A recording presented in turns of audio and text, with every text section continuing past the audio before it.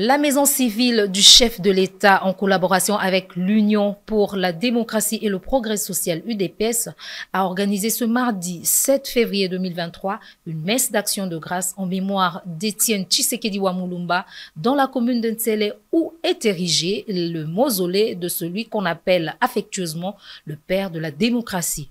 Reportage de Jocelyn Poy et Jean-Luc Chibango.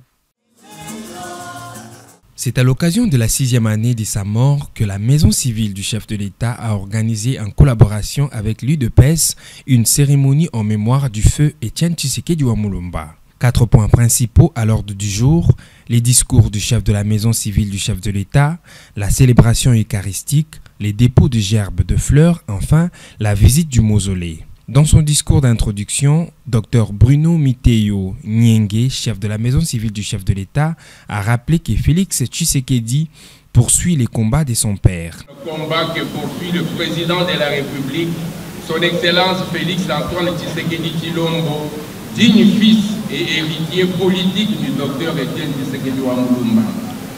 En effet, malgré le groupe interne et un contexte international hostile à l'émergence d'un Congo uni, fort et prospère, notre président ne ménage aucun effort pour avancer dans la bonne direction.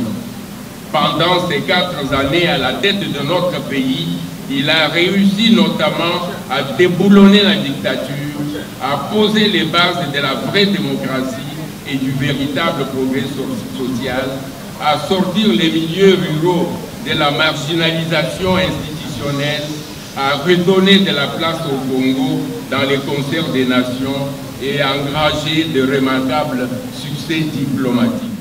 L'orateur du jour, Monseigneur Bernard Kassonda, évêque du diocèse de Mbuji-Mayi, a insisté sur ce rappel que tout le peuple congolais devrait suivre afin que les générations futures comprennent qu'un homme fort, Étienne Tshisekedi, a existé et son combat pour la RDC était noble. À son tour, le secrétaire général de l'UDPS, Augustin Kabouya, a demandé à la population congolaise en général et les membres et cadres de l'UDPS en particulier d'oublier les passés des conflits entre l'UDPS et l'Église catholique. Je tiens aussi à remercier les autorités de l'Église catholique. Et je profite de l'occasion pour exhorter les uns et les autres de tourner la page de l'incident malheureux que nous avons connu il y a quelques jours. Ça ne sert à rien de s'en prendre aux hommes de Dieu.